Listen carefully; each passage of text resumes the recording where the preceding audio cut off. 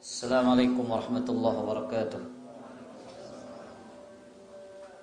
Innal hamdalillah nahmaduhu wa nasta'inuhu wa nastaghfiruh wa na'udzu billahi min shururi anfusina wa min sayyiati a'malina. Man yahdihillahu fala mudilla lahu wa man yudlil fala hadiya lahu. Asyhadu an la ilaha illallah wahdahu la syarika lahu wa asyhadu anna Muhammadan abduhu wa rasuluh salawatullahi wassalamuhu wa barakatuhu alaihi. Yaqulullahu tabaraka wa ta'ala ya ayyuhalladzina amanu taqullaha haqqa tuqatih wa la tamutunna illa wa antum muslimun. Ya ayyuhan nasu taqu rabbakumul ladzi khalaqakum min nafsin wahidah wa khalaqa minha zawjaha wa batha minhuma rijalan katsiran wa nisaa'a واتقوا الله الذي تساءلون به والأرحام إن الله كان عليكم رقيبا يا أيها الذين آمنوا اتقوا الله وقولوا قولا سديدا يصلح لكم أعمالكم ويغفر لكم ذنوبكم ومن يطع الله ورسوله فقد فاز فوزا عظيما أما بعد فإن أصدق الحديث كتاب الله وخير الهدى هدى محمد صلى الله عليه وسلم وشر الأمور محدثاتها وكل محدثة بدعة وكل بدعة ضلالة وكل ضلالة في النار. Bapak-bapak dan ibu-ibu yang dimuliakan dan dirahmati oleh Allah Subhanahu wa taala, kembali kita yang hadir di majelis ilmu ini menjadi saksi akan luasnya karunia, nikmat dan rahmat Allah Subhanahu wa taala kepada hamba-hambanya yang beriman. Maka tugas kita untuk senantiasa terus berusaha menjadi hamba-hamba yang bersyukur kepada Allah Subhanahu wa taala, karena kunci dari syukur itu hanyalah satu, kunci dari bertambahnya nikmat itu hanyalah satu, yaitu bersyukur kepada Allah Subhanahu wa taala. Pada malam niki kita kembali pada kitab Aqidatul Imam Asy-Syafi'i rahimahullahu taala. Kembali kepada kajian tentang kitab aqidahnya Imam Muhammad ibn Idris Abu Abdullah Asy-Syafi'i rahimahullahu taala. Para jamaah yang dimuliakan oleh Allah Subhanahu wa taala, Imam Hasan Al-Basri rahimahullah mengatakan di dalam kitab Jami' Bayanil Ilmi wa Fadlihi lil Imam Ibnu Abdul Barr rahimahullahu ta'ala, ad-dunya kulluha zulmatun illa majalisul ulama. Dunia itu seluruhnya adalah kegelapan kecuali majlisnya para ulama. Maka ilmu itu adalah cahaya, ikhwatal iman. Ilmu ini adalah lentera yang menerangi jalan hidup kita. Barang siapa yang ingin kehidupannya terang di atas bayyinah, di atas bukti yang nyata, maka hendaklah dia memiliki ilmu yang bersumber, yang bersandarkan Al-Quran dan Sunnah Rasul Sallallahu Alaihi Wasallam. Semakin kurang ilmu kita, maka semakin kurang cahaya yang menerangi jalan hidup kita. Dan semakin banyak ilmu kita, maka semakin terang cahaya yang menerangi jalan hidup kita. Oleh karena itu, para jamaah yang dimuliakan oleh Allah Subhanahu wa taala, pantaslah Nabi alaihi salatu wasallam mengatakan dalam hadis riwayat Imam Tirmidzi dan Imam Ibnu Majah, dihasankan oleh Imam Al-Albani rahimahullah, ad-dunya mal'unatun mal'unun man fiha. Dunia itu adalah terlaknat dan terlaknat orang-orang yang ada di dalamnya. Illa zikrullah, kecuali mereka yang berzikir kepada Allah. Wa mawalah, dan yang mendekatkan diri kepada Allah, au alimun au muta'allimun, atau orang yang belajar atau orang yang mengajarkan ilmu. Maka ikhwatal iman, para jamaah yang dimuliakan oleh Allah Subhanahu wa taala, kita terus berusaha mencari cahaya, mencari lentera agar kehidupan kita terang benderang di dunia dan di akhirat. Salawat dan salam semoga senantiasa tercurahkan kepada Rasul yang mulia, baginda Nabi besar Muhammad sallallahu alaihi wasallam. Kajian kita pada malam ini tentang Al-Qur'anu kalamullah, bukan makhluk. Bab ma ja'a anil Imam Syafi'i rahimahullah anna al-Qur'ana kalamullahi wa ghairu makhluq.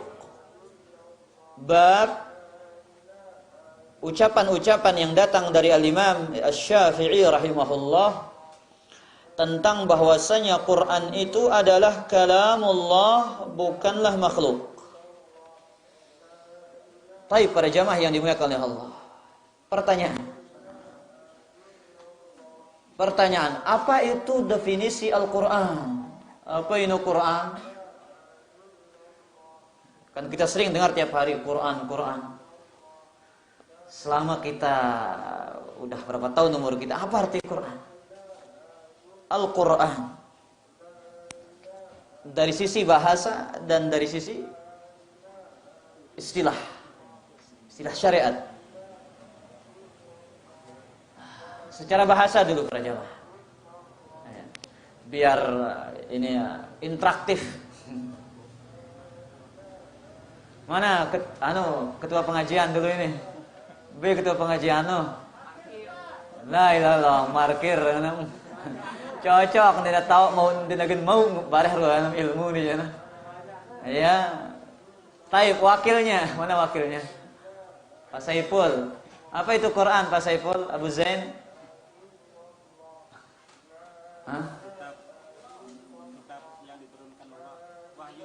Secara bahasa dulu.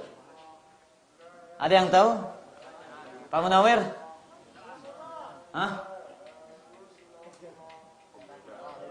Pak Yusfah? Bacaan. Taib. Yang lain? Kumpulan bacaan ayat Al-Quran. Taib. Para ulama mengatakan Al-Quran ini kata dasar dari kata qara'a. Dalam bahasa Arab artinya membaca. Yang artinya tilawah. Al-Quran itu artinya al-maqru, al-matlu, yang dibaca. Makna yang lain adalah jama'ah, mengumpulkan. Kitab yang mengumpulkan kalamullah subhanahu wa ta'ala. Itu secara bahasa. Al-Quran artinya al-maqru, yang dibaca. Dari kata qara'at, tilawah, qira'ah. Tilawatul Quran, musabaqah tilawatil Quran, MTQ. Itu secara bahasa. Secara istilah syariat, Al-Quran kalamullah al-munazzal ala Muhammadin sallallahu alaihi wasallam, al-mabdu'u bi suratil Fatihah, al-makhtumu bi suratin Nas. Al-Quran adalah kalamullah, ucapan Allah, firman Allah yang diturunkan kepada Muhammad sallallahu alaihi wasallam melalui perantara malaikat Jibril alaihi salam, yang dimulai dengan surat Al-Fatihah, yang diakhiri dengan surat An-Nas. Ini makna Al-Quran. Baik, kita dengar ucapan Al-Imam Syafi'i tentang Al-Quran. An Rabi' bin Sulaiman qala sami'tu Syafi'i wa dzakara al-Qur'ana wa ma yaqulu hafsul fard wa kana Syafi'i yaqul. Kata murid beliau Rabi' bin Sulaiman Al-Muradi rahimahullah, aku mendengar Al-Imam Syafi'i menyebutkan Al-Quran dan menyebutkan ucapan salah seorang ulama Mesir yang bernama Hafs al-Fard, ulama ahli filsafat, yang akan kita baca nanti kisahnya berdebat dengan Al-Imam Syafi'i. Ya. Wa kana Syafi'i yaqul, Al-Imam Syafi'i mengatakan Hafsul Munfarid. Dia adalah disebut Hafsul Munfarid. Siapa tadi? Ulama ahli filsafat. Wa nadharahu bihadrati walin kana bi Misra. Imam Syafi'i terjadi diskusi debat di hadapan pemerintah Mesir di saat itu. Faqala lahu Syafi'i, al-Imam Syafi'i mengatakan, kafarta wallahi alladzi la ilaha illahu. Wahai Hafs, engkau telah kafir, keluar dari agama Islam. Demi Allah yang tidak ada sesembahan yang berhak diibadahi kecuali Dia. Summa qamu fansarafu. Orang-orang yang hadir berdiri dan beranjak pergi. Fasami'tu Hafsan yaqul, Hafs ini ahli filsafat ini mengatakan, asyata wallahi alladzi la ilaha illa huwa Syafi'i bidami. Al-Imam Syafi'i ini sudah menghalalkan darah saya. Apa katanya para jamaah? Al-Imam Syafi'i menghalalkan darah saya. Dalam riwayat yang lain, saya loncat riwayat ini, saya loncat riwayat yang kedua menuju riwayat yang ketiga untuk kita cerita. Jadi Al-Imam Syafi'i rahimahullah disebutkan dalam Manaqibul Imam Syafi'i dan Imam Al-Baihaqi bahwasanya Abu Syuaib mendatangi rumahnya Imam Syafi'i bersama namanya seorang yang bernama Yusuf ibn Amr ibn Yazid dan Abu Abdullah ibn Al-Hakam dan Abdullah ibn Al-Hakam. Yang pertama siapa? Abu Syuaib Al-Misri. Yang kedua Yusuf ibn Amr ibn Yazid. Kemudian yang ketiga Abdullah ibn Al-Hakam. Ini tiga orang yang datang ke rumahnya siapa? Imam Syafi'i. Kemudian datanglah tokoh filsafat tadi, ahli kalam bahasa Arabnya, yang bernama siapa tadi? Hafs al-Fard atau Hafs al-Munfarid. Dia mengajak berdebat Imam Syafi'i tentang pembahasan kita saat ini, Quran kalamullah. Quran adalah firman Allah. Ya. Dia bertanya kepada Yusuf ibn Amr ibn Yazid, wahai Yusuf, ma taqulu fil Quran? Apa pendapatmu tentang Al-Quran? Apa jawaban Yusuf? Aku meyakini Al-Quran kalamullah, firman Allah. Aku tidak memiliki keyakinan selain itu. Dalam riwayat yang lain, Yusuf diam. Kemudian kembali bertanya kepada Abdullah ibn Al-Hakam, apa keyakinanmu tentang Al-Quran? Ditunjuk, memberikan isyarat kepada Imam Syafi'i, biar dia yang menjawab. Setelah itu Hafs al-Fard kembali bertanya kepada Al-Imam Syafi'i. Al-Imam Syafi'i mengatakan, tinggalkan debat semacam ini. Imam Syafi'i tidak mau berdebat sebenarnya. Ya ikhwatal iman, debat itu hukum asalnya jangan. Ya, jangan kita mencari jalan untuk berdebat. Tapi hukum debat itu ditinggalkan. Ketika dalam kondisi darurat barulah debat itu dilakukan. Imam Syafi'i mengatakan, tinggalkan debat semacam ini, aku tidak butuh debat semacam ini. Hafs terus mengatakan, engkau harus menjawab pertanyaan saya. Terus didesak. Ma taqulu fil Qur'an? Apa pendapatmu tentang Al-Quran? Apa keyakinanmu tentang Al-Quran? Al-Imam Syafi'i rahimahullah ya mengatakan Al-Qur'anu kalamullah. Tapi sebelum Imam Syafi'i menjawab, Imam Syafi'i mengatakan, sebelum aku jawab pertanyaanmu ini, aku dulu yang bertanya kepadamu. Kamu sendiri apa keyakinanmu tentang Al-Quran? Apa jawaban Hafs? Al-Qur'anu makhluk. Quran itu adalah makhluk.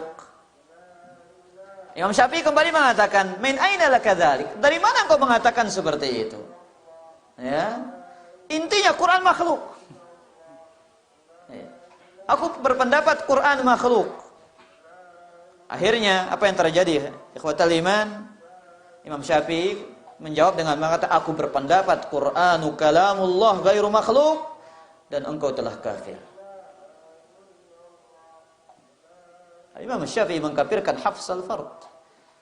Akhirnya kata Hafs al-Fard ini, arada Syafi'i qatli Al-Imam Syafi'i ini ingin membunuh saya, menghalalkan darah saya.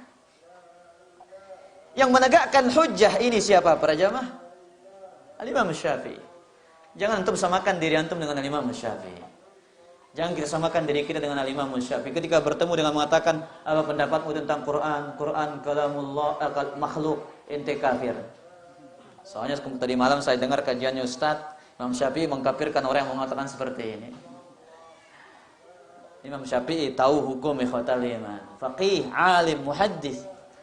Tapi kita siapa? Mau menyetarakan diri, menyamakan diri dengan ilmunya Imam Syafi'i rahimahullah. Taib. Para jamaah yang dimuliakan oleh Allah, kita baca dalil dulu. Sekarang kita berbicara tentang dalil-dalil dari Al-Quran tentang bahwasanya apa? Al-Quran itu adalah kalamullah ghairu makhluk. Quran kalamullah bukan makhluk. Nanti kita akan bacakan pendapatnya Al-Imam Abul Hasan Al-Asy'ari. Karena para jamaah, ya orang-orang Asy'ariyah juga, ya ada penyimpangan dalam bab ini. Dalam bab Quran itu bahwasanya kalamullah bukan makhluk. Taib, dalil yang pertama, Quran adalah kalamullah. Surat At-Taubah ayat ke-6. Allah berfirman, "Wa in ahadun minal musyrikin istajaraka fa'ajirhu hatta yasma'a kalam Allah." Jikalau di antara orang-orang musyrikin meminta perlindungan kepadamu, maka lindungilah dia agar dia sempat mendengarkan kalamullah. Enggak mengatakan makhluk Allah. Summa ablighu ma'manahu, kemudian antarkan dia ke tempat yang aman. Zalika bi annahum qaumun la ya'lamun. Sesungguhnya mereka adalah orang-orang yang tidak mengetahuinya. Jelas dalam ayat ini Allah tabaraka wa ta'ala mengatakan Quran apa para jamaah? Kalam Allah. Kalau ada orang-orang musyrik datang kepadamu wahai Muhammad meminta perlindungan, lindungi dia agar dia sempat mendengarkan firman-firman Allah Subhanahu wa taala. Ini dalil yang pertama. Dalil yang kedua.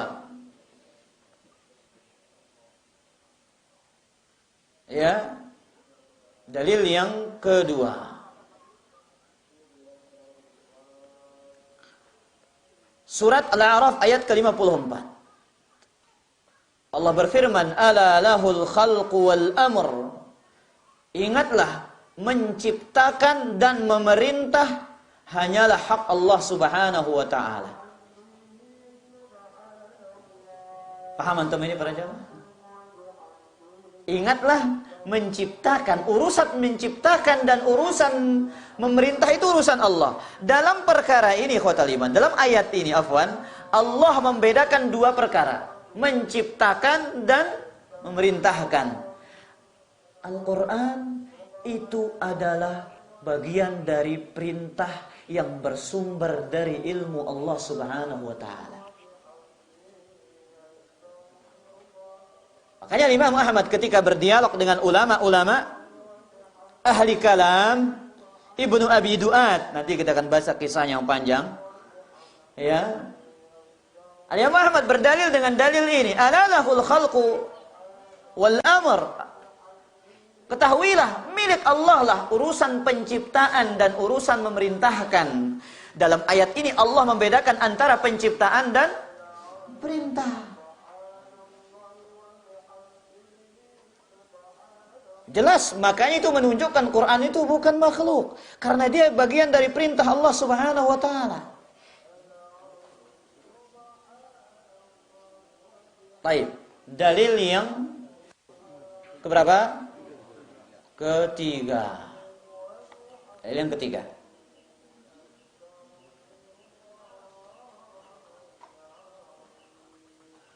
Allah mengatakan dalam surat An-Nahl ayat 102. Qul nazzalahu ruhul qudus min rabbika bil haqq. Katakan, Ruhul Qudus siapa? Jibril. Yang menurunkan Al-Quran itu dari dari Tuhanmu. Allah menyebutkan berasal dari Allah. Al-Quran ini bagian dari sifat Allah.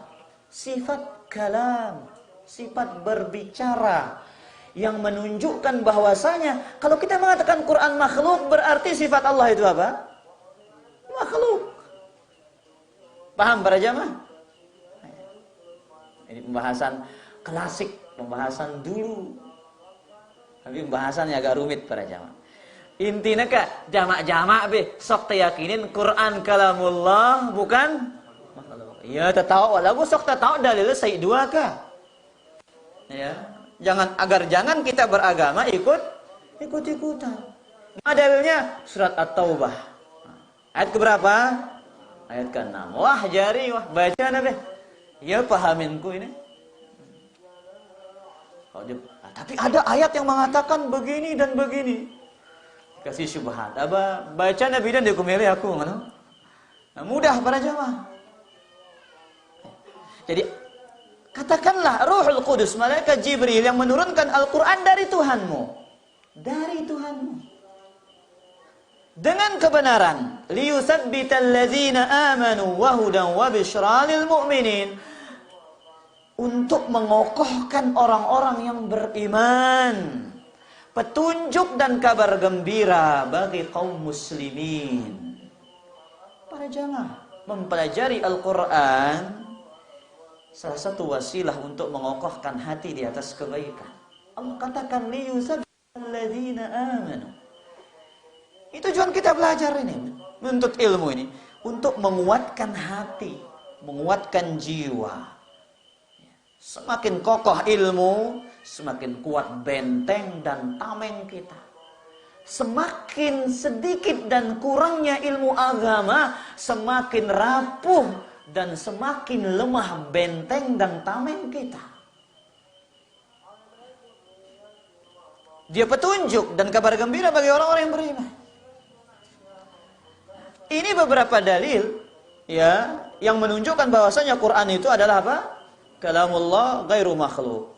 Ayat yang lain surat Ar-Rahman ayat 1 sampai 3. Ar-Rahman 'allamal Quran khalaqal insan. Allah membedakan antara ilmunya dengan penciptaannya. Allah jelas mengatakan Ar-Rahman, dialah zat yang maha pengasih. Allamal Quran, yang mengajarkan Al-Quran. Al-Quran bersumber dari ilmu siapa? Ilmu Allah. Allah berbicara dengan sifat berbicara yang layak bagi keagungan dan kemuliaan Allah. Kemudian Allah katakan, khalaqal insan. Dialah Allah yang menciptakan manusia. Maka ini jelas para jamaah yang dimuliakan oleh Allah. Allah menyebutkan Al-Quran dalam ayat ini dengan kata ilmu. Bukan dengan kata makhluk. Ar-Rahman, dialah yang mengajarkan Al-Quran. Dialah yang menciptakan manusia. Ini dalil yang sangat terang benderang yang menunjukkan bahwasanya Quran itu adalah kalamullah, bukan makhluk, bukan seperti akidahnya Jahmiyah, bukan seperti akidahnya Mu'tazilah dan kelompok-kelompok sesat yang lainnya yang mengatakan Quran itu adalah makhluk. Saya tidak mau membaca syubhatnya, nanti antum bingung. Karena saya katakan para jamaah, ini pembahasan yang agak rumit. Yang penting antum tahu ini loh pembahasannya, kemudian ini loh akidahnya Imam Syafi'i, dan ini akidah ahlus. Urusan syubhat, urusan orang-orang yang berilmu yang punya urusan itu para jamaah. Urusan kita penuntut ilmu ini, yang terpenting adalah urusan kita punya tameng dan bentengnya. Taib, kita baca ucapan-ucapan ulama ahli sunnah tentang Quran kalamullah. Kita ambil dari kitab Aqidatus Salaf wa Ashabul Hadits Imam As-Sabuni. Baik, beliau mengatakan wa yashhadu ashabul hadits wa ya'taqidun anna al-Qur'ana kalamullah wa kitabuhu. Para ahli hadis, ashabul hadis bersaksi bahwasanya Quran itu adalah kalamullah dan kitabnya. Ini persaksian ulama dari zaman dahulu kala, ikhwatul iman. Sebagaimana sering kita katakan, ilmu filsafat ini racun di dalam tubuh umat Islam. Dari situ terlahir penyimpangan-penyimpangan dan kesesatan-kesesatan. Banyak mereka yang menolak dalil yang sharih, yang sahih, yang terang dan jelas. Namun mereka dengan filsafat mereka, dengan logika mereka, dengan akal mereka, mereka tidak mau mengimaninya. Coba para jamaah, urusan Allah turun ke langit dunia, hadisnya sahih apa enggak? Sahih Bukhari. Apa yang kita meragukan lagi? Tapi dikatakan ini dan itu. Ya. Nah, urusan wali Jumatan di Mekah, mereka percaya. Oh, ini wali Allah ini. Itu Jumatan di Mekah. Padahal beda Mekah sama Lombok 5 jam. Berarti juluani bejumato nuruan. Ya. Di sini jam 12, di sana jam berapa? Jam 7. Masih kelema. Batin julu ibu jumato no. Masya Allah. Itu loh para jamaah. Giliran begitu diterima sama akal mereka. Yang nggak masuk akal. Tapi kemudian dalil yang jelas sahih tidak mau diterima. Wa tanziluhu ghairu makhluk. Quran itu wahyu dan diturunkan melalui perantara Jibril, bukan makhluk. Wa man qala bi khalqihi wa i'taqadahu fahuwa kafir indahum. Barang siapa yang mengatakan Quran makhluk dan meyakininya, maka dia kafir di sisi mereka. Kemudian beliau menukilkan satu ayat, wa innahu latanzilu rabbil alamin. Quran itu diturunkan dari sisi Rabbul alamin. Nazala bihi ruhul amin, diturunkan oleh malaikat Jibril. Baik. Ucapan yang kedua, ucapan anaknya Imam Ahmad, Abdullah bin Imam Ahmad, meriwayatkan dari Sufyan ibnu Uyainah. Sufyan ibnu Uyainah ini gurunya Imam Syafi'i di Makkah. Jadi Imam Syafi'i punya guru dua, namanya Sufyan. Sufyan ibnu Uyainah al-Makki. Kemudian yang kedua, Sufyan ibn Masruq al-Thawri al-Kufi dari negeri Kufah, Irak. Dua Sufyan. Kedua-duanya adalah ahli hadis. Nah, guru Imam Syafi'i ini mengatakan Al-Qur'anu kalamullah azza wa jal. Al-Qur'an kalamullah azza wa jal. Quran kalamullah. Man qala makhluk fahuwa kafir. Barang siapa mengatakan makhluk, maka dia telah keluar dari agama Islam. Wa man syakka fi kufrihi fahuwa kafir. Barang siapa yang ragu kekufurannya, dia kafir. Nah, terkadang kajian-kajian seperti ini yang sensitif para jamaah kelompok ini cepat mengkafirkan. Ikhwatal iman, yang dikafirkan di sini pelaku atau perbuatan? Perbuatan. Yang mengatakan Quran makhluk berarti dia telah meyakini sebuah kekafiran. Tidak menunjuk person secara langsung, tapi takfirul am, mengkafirkan secara umum. Dan itulah kebanyakan manhaj, metode Al-Quran. La'natullahi 'alal zalimin. Laknat Allah kepada orang-orang zalim. Nabi melaknat pelaku riba, ya. Nabi melaknat orang-orang yang menyembelih kepada selain Allah. Ini laknat pelaku-pelakunya. Pelaku-pelaku yang melakukannya perbuatan tersebut, tapi tidak secara personnya. Adapun secara person, ini haknya mereka seperti Imam Syafi'i dan para ulama yang lainnya sampai detik ini. Mereka yang menegakkan hujjah, barulah mereka yang menetapkan hukum. Nah, tapi giliran kajian seperti ini, memang ini sensitif para jamaah. Tuh, lihat ustadznya. Ya, barang siapa mengatakan Quran makhluk, dia kafir. Yang ragu tentang kekufurannya, maka dia kafir. Saya hanya menukilkan ucapan siapa? Sufyan ibn Uyainah. Apakah Sufyan ibn Uyainah rahimahullah menunjukkan satu persatu di antara orang yang mengatakan itu? Enggak. Siapa saja dia yang meyakini seperti ini, berarti dia telah jatuh ke dalam akidah yang menyebabkan dia keluar dari agama Islam. Taib, para jamaah yang dimuliakan Allah. Nah, ucapan Al-Imam Abul Hasan Al-Asy'ari. Nah, ini yang kita tunggu-tunggu ini.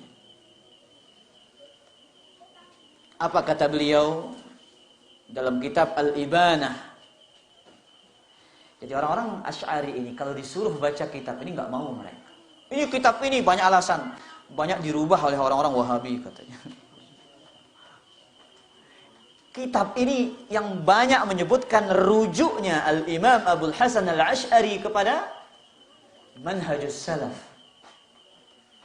Kata beliau dalam Al-Ibanah halaman 226, wa naqul inna kalam Allah ghairu makhluk. Quran itu firman Allah, bukan makhluk. Wa anna man qala bi khalqil Quran fahuwa kafir. Barang siapa yang mengatakan Quran makhluk, maka dia kafir. Ini ucapan jelas dari Al-Imam Abul Hasan Al-Asy'ari rahimahullahu taala. Baik. Nah, sekarang kita baca kisahnya Imam Ahmad bin Hanbal rahimahullah yang berdiskusi, yang berdebat dengan Ibnu Abi Du'ad, ulama Mu'tazilah, yang menyebabkan banyaknya para imam di zamannya Imam Ahmad yang dipenjara, yang disiksa, dipaksa mengatakan Quran itu adalah makhluk. Sambil kisah ini dari kitab Sittu Durar min Usuli Ahli Al-Athar yang diriwayatkan oleh Imam Al-Ajuri dalam kitabnya Asy-Syari'ah. Qala Al-Ajuri, balaghani 'anil Muhtadi rahimahullah. Telah sampai kepadaku suatu riwayat dari Al-Muhtadi. Annahu qala ma qata'a abi ya'ni al-wathiq illa shaykhun ji'a bihi min al-masisah. فمكث في السجن مدة ثم إن أبي ذكره يوما فقال علي بالشيخ فأتي به مقيدا. Saya bacakan ceritanya para jamaah. Dikatakan oleh Imam Al-Ajuri, Al-Muhtadi bercerita kepada saya. Beliau mengatakan, tidak seorang pun yang bisa menghentikan ayah saya. Ayahnya siapa? Al-Muhtadi. Punya ayah Al-Wathiq. Yang kedua-duanya khalifah ini mengatakan Quran itu makhluk. Kecuali seorang imam, seorang syekh yang dari Masisah, maksudnya Imam Ahmad. Imam Ahmad ini asalnya dari mana? Masisah, tempatnya beliau tinggal. Tidak ada seorang pun yang mampu menghentikan ayah saya kecuali syekh ini, Imam Ahmad bin Hanbal. Dia dipenjara beberapa waktu. Suatu hari ayah saya teringat dengan Al-Imam Ahmad. Kemudian dia mengatakan alayya bisyekh, datangkan Al-Imam Ahmad. Al-Imam Ahmad ikhwatal iman diikat, dikerangkeng. Fa'utiya bihi muqayyadan. Didatangkan dalam keadaan terikat. Falamma uqifa baina yadayhi sallama alaihi. Berdirilah Imam Ahmad di hadapan Al-Wathiq. Dia salam, assalamualaikum ya Amirul Mukminin, ya Khalifah. Falam yarudda alaihi salam, tapi enggak dijawab. Lihat ikhwatal iman, seorang pemimpin yang zalim, yang menzalimi begitu banyak para ulama di zaman itu. Tapi lihat, Imam Ahmad enggak pernah nyuruh gerakan massa. Antum tahu berapa jumlah orang yang menghadiri jenazah Imam Ahmad? 2 juta sekian orang. Tapi nggak ada ceritanya untuk menggerakkan massa, mengajak orang-orang untuk mencaci, mencela. Lihat, datang, diberdirikan, assalamualaikum. Tapi nggak dijawab salamnya, bayangkan. Sama ya, khalifah pada saat itu. Faqala lahu syekh, Imam Ahmad mengatakan, ya Amirul Mukminin, masta'malta ma'i adab Allah Ta'ala. Wahai Amirul Mukminin, engkau ini tidak menggunakan adab Allah kepada saya. Kamu ini nggak beradab. Wala adab Rasulih sallallahu. Engkau juga tidak menggunakan adabnya seorang nabi di sini, sallallahu alaihi wasallam. Apa adab itu para jamaah? Jawab salam. Wajib. Allah berfirman, dibacakan ayat surat An-Nisa ayat 86, wa idza hayyitum bi tahiyyatin fahayyu bi ahsana minha aw rudduha. Kalau ada yang mengucapkan salam kepada kalian, maka jawablah salamnya dengan yang lebih baik atau dengan yang semisal itu.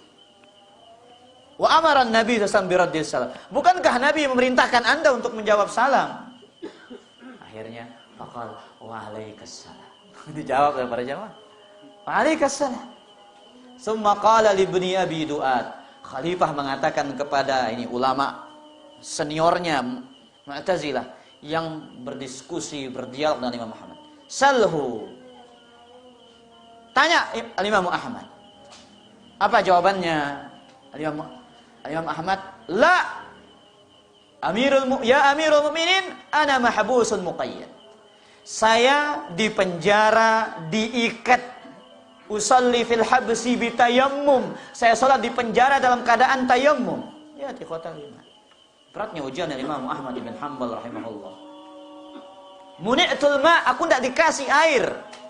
Famurra biquyudi tuhal. Wa murli bima'in atatahhar wa usalli thumma salni. Lepaskan ikatan saya, berikan saya air untuk berwudu, kemudian berikan saya waktu untuk salat, baru engkau bertanya. Hotel 5. Akhirnya siap. Oke lah. Dibukalah ikatan Imam Ahmad, dibawakan air wudu, kemudian salat. Selesai salat, kembali Ibnu Abi Du'ad tanya salhu. Apa jawab Ahmad? La, al-mas'alatu li ya Amirul Mukminin. Saya yang bertanya. Cukup engkau perintahkan dia ta'murhu bi ijabati an yujibani. Suruh dia untuk menjawab pertanyaan saya. Saya yang bertanya, bukan dia. Lihat ikhwatal iman.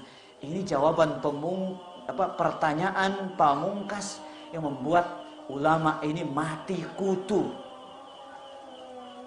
Ini yang dikatakan sekakmat.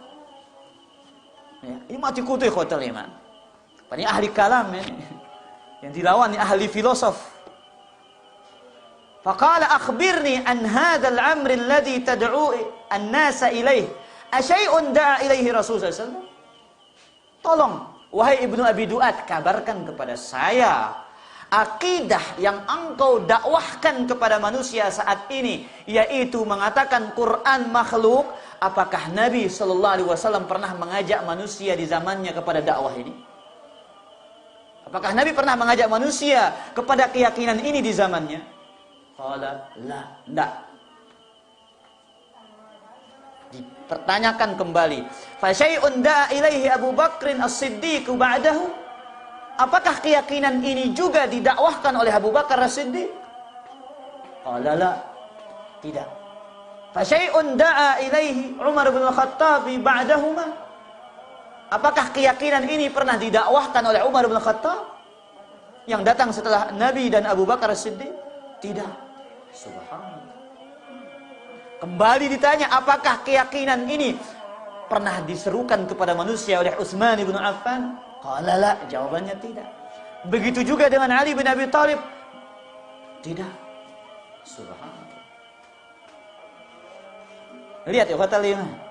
Enggak mampu, orang kalau kita tanya seperti ini enggak mampu dia berkelit. Keyakinanmu ini ada di zaman Nabi? Tidak. Pernah didakwakan Abu Bakar? Tidak.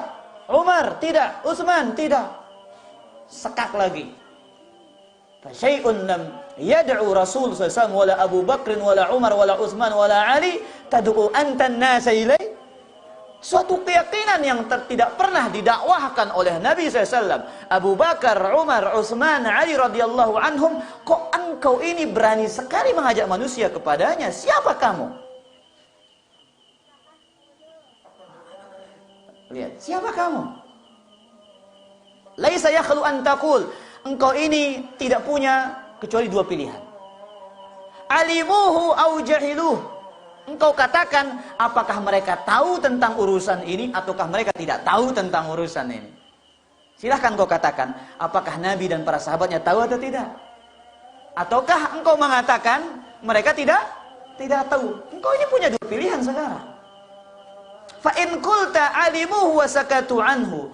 Jikalau engkau mengatakan Nabi dan para sahabatnya tahu, wasi'ana wa iyyaka ma wasi'al qaumu minas sukut. Tugas ente dan saya diam. Kalau engkau mengatakan mereka tahu, engkau dan saya sama, diam. Ngapain kau ajak manusia? Sedangkan mereka juga diam. Jikalau engkau mengatakan jahiluhu wa alimtuhu ana. Jikalau engkau mengatakan mereka, Nabi dan para sahabatnya tidak tahu keyakinan ini, saya yang tahu. Faya luka ibnu luka. Ini ucapan dalam menghina ini para jamaah. Wahai orang yang hina, anak dari orang yang hina. Ya jahalun nabi wal khulafa'ur rasyidun radhiyallahu anhum syai'an wa ta'lamuhu anta wa ashabuka. Kok bisa Nabi dan para sahabatnya tidak tahu, kok ente yang tahu? Lihat, diam 1000 bahasa ya, nggak ada jawaban. Mau ngomong apa lagi? Coba. Kalau kita cukup diskusi gaya seperti ini pakai para jamaah. Ya. Ini gaya diskusi yang hebat. Apa jawabannya pasti enggak. Ya, dua pilihan. Engkau punya pilihan, mereka tahu atau tidak? Atau sekak lagi terus seperti ini. Faqala al-muhtadi fara'aitu abi wasaba qa'iman wa dakhala al-hira. Ya. Akhirnya bapakku melompat, kata Imam Al-Wathiq, ya. Kemudian dia masuk ke dalam sebuah ruangan. Wa ja'ala thawbahu fihi yadhaku. Dia tertawa. Artinya ditutuplah mulutnya bapaknya Khalifah Al-Wathiq ini sambil tertawa. Mentertawakan siapa? Jagoannya KO. Tsumma yaqul shadaqah. Benar apa yang dikatakan oleh Imam Ahmad. Laisa yakhlu min an taqulu jahiluhu aw alimu. Benar kata Imam Ahmad. Engkau punya dua pilihan, mereka tahu atau tidak tahu. Ya. Wa in qulna alimu, terus diulang-ulang ucapan Imam Ahmad sambil dia jalan para jamaah. Imam Ahmad enggak pakai dalil khotul iman. Cukup pakai ini. Ini keyakinan enggak pernah diajarkan oleh Rasul, enggak pernah diajarkan sahabatnya. Kok kita berani melampaui mereka itu loh para jamaah. Siapa kita ini? Kita punya dua pilihan. Kita mengatakan Nabi tidak tahu, ya. Kemudian kita yang tahu, berarti kita ini lebih hebat daripada Nabi dan para sahabat. Kalau kita mengatakan Nabi tahu dan para sahabatnya tahu, tapi mereka diam, ya kita juga diam. Kan begitu para jamaah. Maka setelah kejadian ini, Imam Az-Zahabi menyebutkan dalam kitab Syiar A'lamun Nubala, Ibnu Abi Duat tak bisa memaksa orang lagi untuk mengutakan Quran itu makhluk, karena sudah jatuh wibawanya di hadapan khalifah pada saat itu. Maka ikhwatal iman rahimani wa rahimakumullah, inilah akidah Ahlussunnah wal Jamaah. Akidah Rasul, para sahabatnya, dan akidah para imam, dan inilah akidahnya siapa? Imam Asy-Syafi'i rahimahullah. Quran adalah kalamullah, bukan makhluk. Silakan azan dulu baru kita tanya. Alhamdulillah, salatu wassalamu ala Rasulillah wala haula wala quwwata illa billah. Sini ada pertanyaan seru ini para jamaah. Ya, pertanyaan pertama, bila seseorang berkeyakinan Al-Qur'an adalah makhluk, maka dia kafir. Apakah keyakinan ini mengeluarkan dari Islam meskipun tidak berbuat syirik? Iya. Ini keyakinan kekufuran, jelas sebagaimana kita katakan tadi. Ya. Tapi kita katakan bisa jadi orang yang mengucapkan, yang meyakininya orang yang jahil kan? Tidak tahu. Maka saya katakan, kita hanya menghukumi perbuatan dia. Siapa saja. Yang mengatakan Quran dia adalah makhluk, dia adalah kafir. Binassin minal ulama. Karena apa para jamaah? Karena itu pengingkaran terhadap Al-Quran. Baik. tolong nasihatnya Ustadz. Saya dan teman-teman ketika ada saudara sunnah yang meninggal agak jauh sedikit, namun kami malas untuk pergi melayat, bahkan ada sibuk dengan dunia. Para jamaah yang dimuliakan oleh Allah, kisahnya Abdullah bin Umar radhiyallahu taala anhu, ketika mendengarkan hadis man shalla ala janazatin falahu qirat wa man tabi'ahu hatta tudfan falahu qiratan. Jadi sahabat itu luar biasa tasabbutnya para jamaah, cari tahu kebenaran. Ibnu Umar mengatakan ini terlalu banyak pahalanya ini. Coba tanyakan, betul enggak hadis ini? Dikirimlah seseorang untuk bertanya ya kepada Aisyah radhiyallahu taala, ternyata ini hadis yang sahih. Apa jawaban Abdullah bin Umar sambil memegang ranting kemudian dilempar ke tanah? Laqad farratna qararita katsira. Sungguh kita ini telah menyia-nyiakan gunung Uhud yang sangat banyak. Maka para jamaah yang dimuliakan oleh Allah, usahakan para jamaah, sesibuk apapun kita, ini pahala besar para jamaah. Ini syiar, di antara syiarnya Ahlus Sunnah juga dulu. Dalam pemakaman, ya, datang. Saya sering jumpai di daerah kita Selong ini, ya, sedikit yang datang. Jadi saya mohon ya para jamaah yang dimuliakan oleh Allah, kita ini harus ada yang koordinasi, kompak. Ada yang meninggal, luangkan waktu datang bersamaan. Sebagai syiar kita dakwah sunnah ini. Jangan ketika orang besar, masya Allah ramenya, giliran dengan dena arah kedudukan aja sepi, mit. Susah itu ini para jamaah ini. Maka saya ingin para jamaah kita di Selong ini punya markas. Jadi kita punya markas khusus, ya. Artinya yang mempersatukan dakwah kita ini. Yang jadi poros kita seperti markas kita di Al Fauzan misalkan, kan enak saling koordinasi. Ada teman yang sakit, bisa bicara. Ada yang begini, yang meninggal dunia. Ada yang punya kesulitan dibantu. Begitu ikhwatal iman. Sebagai bentuk kita saling ta'awun dalam perkara kebaikan. Dan ini salah satu kelemahan jamaah kita ini para jamaah di wilayah Selong ini terutama. Coba antum ikut kajian ke timur itu. Ikut pemakaman, masya Allah, antum lihat di sana semangatnya orang. Ramai terus ya kata dia. Kita di sini bisa dilihat dengan orang-orang ini. Ya, tidak sampai 1 jam para jamaah. Sholat antar kuburan pulang. Ya. Nah, Allah Taala alawad. Ada ustaz di kampung ana, ini pertanyaan serunya ini. Ketika dia khutbah Jumat dia mengatakan kalau Wahabi itu sesat. Bahkan mengadu domba agar masyarakat membenci sunnah. Apa boleh menantang debat? Nah ini serunya ini. Jika ustaznya seperti ini, masya Allah. Ya ikhwatal iman. Ya dakwah itu pasti ada ujiannya, ada durinya, ada rintangan-rintangannya. Jadi dakwah Wahabi dituduh sesat dari dulu sudah. Bukan dari zaman kita, dari dulu. Semenjak adanya Syekh Muhammad bin Abdul Wahab. Sudah dituduh sesat. Tapi sayangnya, tuduhan ini, tuduhan yang sama sekali tidak ilmiah dan tidak bisa dibuktikan. Kenapa para jamaah? Dari sisi tuduhan nama saja udah salah, Wahabi.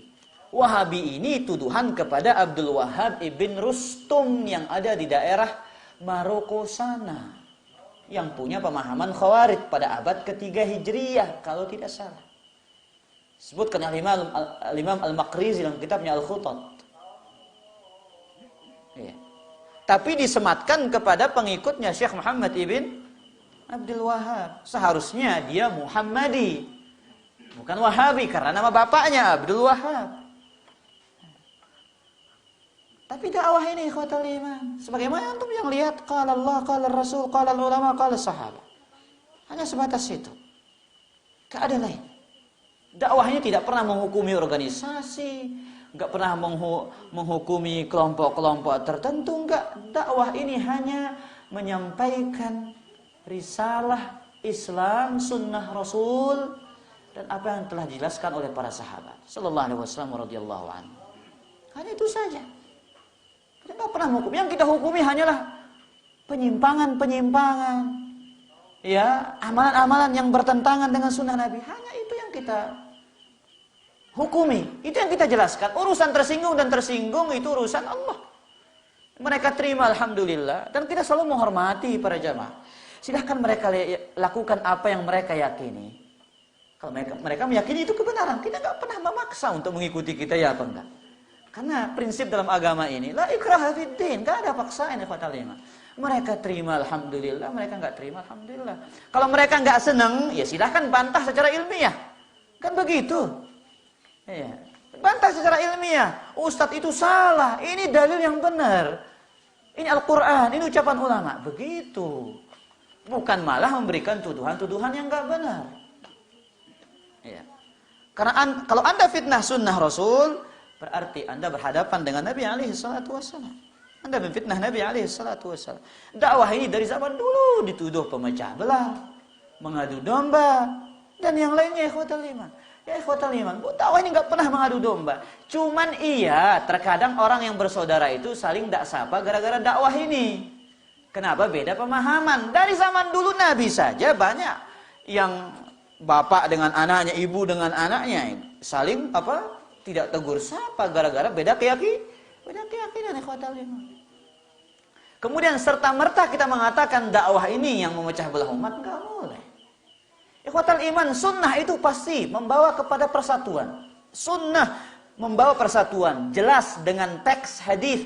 Nabi mengatakan, ya Pak, fa'alaikum bisunnati. Ketika terjadinya perselisihan yang banyak, berpegang teguhlah dengan sunnah. Itu solusi mutlak, ikhwatal iman. Adapun sekedar tuduhan-tuduhan seperti ini, nggak perlu diajak debat, habisin umur. Doakan dia dapat hidayah. Doakan dia, ikhwatal iman. Siapa tahu dia dapatkan hidayah kan? Selama dia hidup, kemungkinan hidayah itu terbuka lebar bagi siapapun. Dan kemungkinan juga kesesatan itu terbuka lebar bagi kita semua ini, para jamaah. Jangan merasa aman dari fitnah dan ujian Allah Subhanahu wa taala kepada diri kita. Nah, wallahu taala alam. Jadi kalau antum ingin debat, ya, antum harus pintar bahasa Arab, baca kitab para ulama, kuasai dulu ilmu usul. Baru antum bisa berdialog. Saya saja kalau ditantang berdialog, saya mikir satu sekali dulu. Kenapa? Belum tentu saya pintar ngomong. Bisa jadi musuh saya lebih hebat ngomong daripada saya. Sehingga orang mengira saya salah. Padahal yang saya sampaikan adalah hujjah dalil qaulul ulama. Tapi karena dia pintar ngomong, saya dikatakan kalah nanti kan? Kan muskilah nih. Dan debat itu jangan dihalayak ramai. Ya. Sebagaimana Imam sahabat Abdullah bin Abbas ketika berdialog dengan Khawarij datang ke mana? Ke sarang mereka. Datang ke sana, gentle para jamaah. Ya. Itu kenapa? Biar nggak syubhat itu kemana-mana. Biar mereka sudah yang dengar syubhat itu. Nah, jangan dikasih syubhat itu kepada orang lain. Makanya ustaz kita sebenarnya nggak mau diajak diskusi itu. Nggak. Makanya Ustaz Abdul Hakim Abdad, guru kita, beliau itu di Maktabah Libya itu setiap pagi jam 8 itu udah standby di sana. Kalau kita lihat beliau bersembunyi, diam di belakang maktabah itu bersama ada orang, berarti lagi diskusi. Sering ada debat dengan beliau. Debatnya diam-diam beliau, ikhwatal iman. 4 mata. Dan beliau orang alim. Ahli hadisnya Indonesia, bisa kita katakan seperti itu. Ya kalau kita ahli hadas. Ya. Jadi teman cocok kah? Ya. Sekedar tergedak-gedak di media sosial doang seneng kayak ini. Hei, saling take para jamaah. Masya Allah, saling hantam sana sini. Enggak lah mau teka. Tinggalkan debat kusir ini para jamaah. Kata Nabi SAW, aku menjamin rumah di pinggiran surga bagi orang-orang yang meninggalkan debat meskipun dia benar. Dan lihat yang lain di atas surga. Ingat hadis ini menarik, tidak debat. Aku menjamin surga bagi orang yang meninggalkan debat meskipun dia benar. Wah, lepas. Teh terdebat. Assalamualaikum warahmatullah. Wah, nganu jari wah. Enggak anu wah para jamaah, dia tulak pilu-pilu. Wallahu taala ala wa ala. Ada yang bertanya yang lain? Baik, di sini ada 2 pertanyaan. Ini pertanyaan sensitif tapi saya jawab.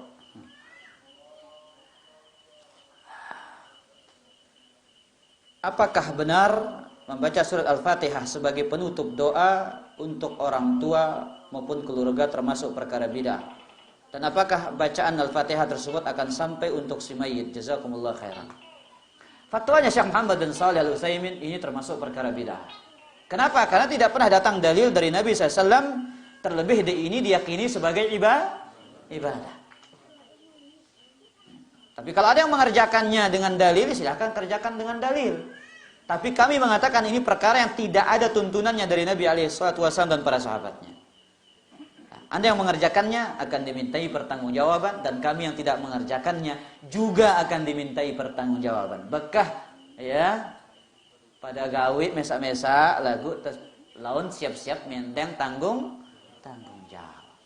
Iya, semua kita akan dimintai pertanggungjawaban para jamaah. Yang benar dimintai pertanggungjawaban, yang salah juga dimintai pertanggungjawaban oleh Allah. Wallahu a'lam. Afwan Ustaz, anak punya tetangga sangat fanatik dengan madhab Syafi'i. Katanya kita nggak boleh pelin-pelan dalam bermadhab. Masya Allah. Ya. Apa katanya? Dalam bermadhab harus satu. Ya. Karena Imam Syafi'i adalah murid dari 3 mazhab. Apa benar seperti itu? Apakah pernah Imam Syafi'i duduk dengan Imam Abu Hanifah? Coba antum lihat tanggal lahir, tahun lahirnya dulu. Jauh mana? Ya. Para jamaah yang dimuliakan oleh Allah, ini ajakan fanatik kepada mazhab. Di awal kajian ini, dari kitab ini sudah kita baca ucapannya Imam Syafi'i rahimahullahu taala. Ya. Tentang ucapan beliau. Ya. Dari Rabi' bin Sulaim al-Muradi. Ajakan satu bermazhab para jemaah. Harus satu mazhab. Ini adalah yang sesungguhnya ajaran yang mengajak kepada pintu-pintu fanatik. Dan ini yang menunjukkan bahwasanya seolah-olah mereka mengatakan satu mazhab itu adalah kewajiban. Dan ini tidak pernah diturunkan bukti oleh Allah dan Rasulnya. Saya sering bacakan antum ucapan Imam Syafi'i, "Idza wajadtum fi kitabi khilafa sunnati Rasul sallallahu alaihi wasallam faqulu bi sunnati Rasul sallallahu alaihi wasallam wada'u ma qultu." Jika kalian menjumpai di dalam kitabku pendapatku yang menyisihi sunnah Nabi sallallahu alaihi wasallam, ambil sunnah Nabi sallallahu alaihi wasallam dan tinggalkan pendapatku. Jelas, terang benderang ucapannya. Melarang kita untuk fanatik kepada apa? Mazhab beliau Imam Syafi'i. Bukan beliau, imam yang 4. Imam yang 4 di kota 5. Kewajiban kita ittiba kepada Rasul dan para sahabat, bukan fanatik kepada mazhab. Ya, yang tidak boleh itu talfiqul mazhab. Ya, semua pendapat dicampur adukkan. Ya, itu tidak boleh kota 5. Tapi ya ambil pendapat Syafi'i, Imam Ahmad, Imam Syafi'i, Imam Abu Hanifah, selama sesuai dengan dalil, itu yang kita ambil. Tapi tetap kita tidak mengharamkan orang yang belajar mazhab. Silahkan belajar mazhab Syafi'i, belajar mazhab Imam Ahmad, belajar mazhabnya Imam Abu Hanifah. Tapi dengan dasar tidak boleh fanatik. Wallahu ta'ala a'lam. Ada pertanyaan yang lain? Pak Mas'ud. Sebenarnya saat penguburan itu apa saja sebenarnya yang dibaca doanya atau mungkin zikirnya yang sesuai sunnah. Karena kebetulan tadi ada acara pemakaman di Bermi, mereka membaca beberapa surah pendek dan zikir bersama mereka. Baik. Pertanyaan tentang ya apa doa-doa dan zikir-zikir yang dibaca ketika memakamkan jenazah. Dalam Sunan Nabi Dawud, dalil yang terang dan jelas hadis sahih dari Utsman bin Affan. Kana Nabi sallallahu alaihi wasallam idza faragha min dafnil mayyit waqafa alaihi. Nabi SAW jika selesai memakamkan orang yang meninggal dunia, beliau berdiri. Faqala istaghfiru li akhikum wasallallahu lahu at-tathbit fa innahu al-ana yus'al. Mintakan dia ampun kepada Allah. Pertama. Kedua, mintakan dia agar ditetapkan di atas tauhid, bisa menjawab pertanyaan mungkar. Yang ketiga, ya hanya itu. Fa innahul ana yus'al, karena sekarang dia akan ditanya. Yang ketiga, bebas mintakan dia yang lain dengan bahasa kita. Karena Nabi tidak pernah menghususkan doa-doa diajarkan. Cuman dua ini. Istaghfiru li akhikum wasallallahu lahu tasbih. Hanya itu saja. Doanya yang tidak bisa bahasa Arab, bahasa Indonesia. Yang nggak bisa bahasa Indonesia, bahasa Sasak. Yang nggak bisa bahasa Sasak, bahasa antum, Pak Mas'ud. Iya, bebas. Dan para jamaah, para ulama mengatakan doa itu sendiri-sendiri, bukan dipimpin oleh satu orang. Karena saya melihat sebagian ustadz kita juga ada yang menjaharkan suaranya, kemudian jamaahnya ikut mengaminkan. Memang Syekh bin Bas mengatakan itu boleh, tapi sekali-kali waktu, jangan terus-menerus. Jadi masing-masing membaca doa. Allahumma ghafir lahu. Itu kalau bahasa Arabnya. Artinya mintakan ampun. Ya Allah, ampuni dia. Allahumma sabbithu bil qawli tsabit. Seperti kokohkan dia dengan kalimat la ilaha illallah. Allahumma ja'al qabrahu raudatan min riyadil jannah. Wahai Allah, jadikanlah kuburnya taman di antara taman-taman surga. Allahumma wasi' wa fasih qabrahu. Wahai Allah, lapangkanlah dan luaskanlah kuburannya. Itu doa-doa yang ya artinya dalam bahasa Arabnya. Tapi yang khusus dari orang belum masuknya banyak ritualnya. Ya, lagi masukkannya banyak ritualnya. Setelah masuknya kata sambutan ini, kata sambutan itu. Panjang. Ya, sunnah itu sederhana. Ya, pada jamaah yang sesuai dalil itu enak. Enggak meribetkan, enggak meruwetkan. Ya, makanya selesai doa yang boleh, wah jari. Tugas kita sampai di sana para jamaah. Adapun hadis tentang talqin itu sudah saya bahas di Al-Irsyad. Hadisnya adalah hadis yang dhaif jiddan. Allah taala a'lam.